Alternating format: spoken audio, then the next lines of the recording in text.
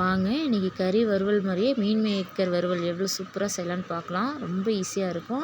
இப்போ வந்து அடுப்பில் கொஞ்சமாக தண்ணி வச்சுக்கலாம் பாத்திரத்தில். அதில் 1 ஸ்பூன் சோம்பு, 1 ஸ்பூன் ஜீரகம், 1 ஸ்பூன் மிளகு, ஒரு 3 வரமிளகாய் காரத்துக்கு தகுந்த மாதிரி, அப்புறம் 2-3 பிரியாணி இலையை எடுத்து நல்லா தண்ணியில் சேர்த்திட்டு ஒரு 5 நிமிஷத்துக்கு இதை நல்லா கொதிக்க விடலாம்.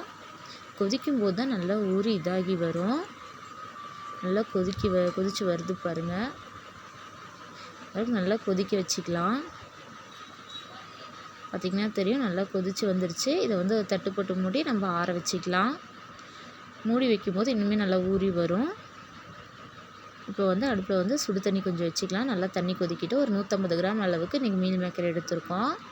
இது கொதிக்கிற தண்ணியில் போட்டு ஒரு 5 நிமிஷத்துக்கு விடலாம். பார்த்திங்கன்னா தெரியும், ஊறி வரும்போது பாருங்கள். இப்போ பாருங்கள் 5 நிமிஷம் நல்லா கொதி வருது. எந்த அளவுக்கு பெருசாகிடுச்சின்னு பாருங்கள். இது வந்து ஆறுனதுக்கப்புறமா நல்லா புழிஞ்சு எடுத்துக்கலாம். நல்லா புழிஞ்சு எடுத்துக்கலாம்.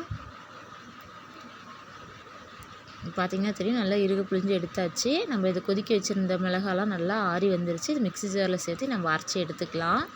இந்த மீன் மேக்கரில் அரைச்ச விழுதை சேர்த்திக்கலாம். மீன் மேக்கருக்கு தேவையான அளவுக்கு இப்போ உப்பு சேர்த்திக்கலாம். உப்பு சேர்த்துக்கிட்டு இதை நல்லா நம்ம பெரட்டி எடுத்துக்கலாம். நல்லா கலந்து விட்டுக்கலாம்.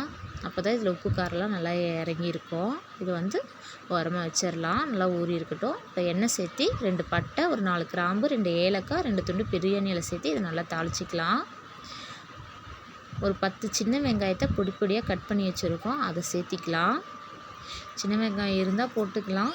ஆனால் சின்ன வெங்காயம் போடும்போது டேஸ்ட்டாக இருக்கும். ஒரு 10-15 சின்ன வெங்காயத்தை மட்டும் பொடி பொடியாக கட் பண்ணி வச்சுருக்கோம். இதை நல்லா முதல்ல வதக்கிக்கலாம். வெங்காயம் நல்லா வதங்கினதுக்கப்புறமா பெரிய வெங்காயம் 2 பெரிய வெங்காயத்தை வந்து பொடியாக கட் பண்ணி வச்சுருக்கோம். அப்புறம் கருவேப்பிலை 2 கொத்த அளவுக்கு எடுத்துருக்கோம். அதை சேர்த்து நல்லா வதக்கிக்கலாம். வெங்காயம் நல்லா வதங்கி வரணும், அப்போ தான் டேஸ்ட்டாக இருக்கும். வெங்காயம் நல்லா வதங்கட்டும். பார்த்திங்கன்னா தெரியும், வெங்காயம் நல்லா வதங்கிடுச்சு. ஒரு 2 தக்காளி வந்து பொடி பொடியாக கட் பண்ணி வச்சுருக்கோம், அதையும் சேர்த்திக்கலாம். தக்காளி சேர்த்து வெங்காயத்தோடு நல்லா வதக்கி எடுத்துக்கலாம். வெங்காயம் தக்காளி நல்லா வதங்கினதுக்கப்புறமா 1 ஸ்பூன் அளவுக்கு இஞ்சி பூண்டு பேஸ்ட்டு சேர்த்திக்கலாம். நான் இனி 150 கிராம் அளவுக்கு எடுத்துருக்கனால 1 ஸ்பூன் மட்டும் சேர்த்திக்கிறேன். இது நல்லா இஞ்சி பூண்டு சேர்த்து நல்லா வதக்கி எடுத்துக்கலாம். இது நல்லா வதங்கிருச்சு. 2 ஸ்பூன் கறி மசால் தூள், 2 ஸ்பூன் கொத்தமல்லி தூள், 1/2 ஸ்பூன் அளவுக்கு மிளகாத்தூள், 1/2 ஸ்பூன் மஞ்சத்தூள் சேர்த்திக்கலாம். இது நல்லா வதக்கி எடுத்துக்கலாம். பச்சை வாசம் போகிற அளவுக்கு நம்ம இதை வதக்கிக்கலாம். இந்த வெங்காயத்துக்கும் தக்காளி தகுந்த அளவுக்கு மட்டும் இப்போ உப்பு சேர்த்திக்கலாம். ஏன்னா நம்ம மீல் மேக்கரில் உப்பு சேர்த்திருக்கோம். பத்தலைன்னா திரும்ப கூட சேர்த்திக்கலாம். இப்போ வந்து நல்லா வதக்கி எடுத்தாச்சு. இதில் வந்து இந்த ஊற வச்சுருக்க மீல் மேக்கரை சேர்த்திக்கலாம். இப்படி செஞ்சு பாருங்கள், ரொம்ப டேஸ்ட்டாகவே இருக்கும். இப்போ வந்து ஒரு 1/2 டம்ளர் அளவுக்கு தண்ணி சேர்த்திக்கலாம். மீன் மேக்கரை ஏற்கனவே வெந்துருச்சு, அதனால் தண்ணி அதிகம் சேர்த்திட வேண்டாம். இப்போ வந்து தண்ணி சேர்த்துட்டு இதை நல்லா கலந்து விட்டுக்கலாம். பார்த்திங்கன்னா தெரியும், நல்லா கலந்து விட்டாச்சு. நல்லா கலந்துக்கலாம். இதுக்கு வந்து இப்போ கொஞ்சம் உப்பு கம்மியாக இருக்குது, கொஞ்சமாக உப்பு சேர்த்திக்கிறேன்.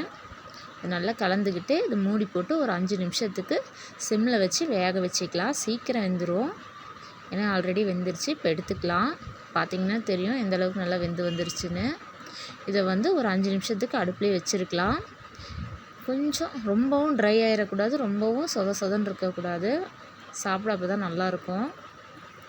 ஒரு 5 நிமிஷம் வச்சுக்கலாம். இப்போ பார்த்திங்கன்னா கருவேப்பிலையும் கொத்தமல்லி தழையும் சேர்த்திக்கலாம். இப்படி பச்சையாக சேர்த்தும் போது நல்லா டேஸ்ட்டாகவே இருக்கும்.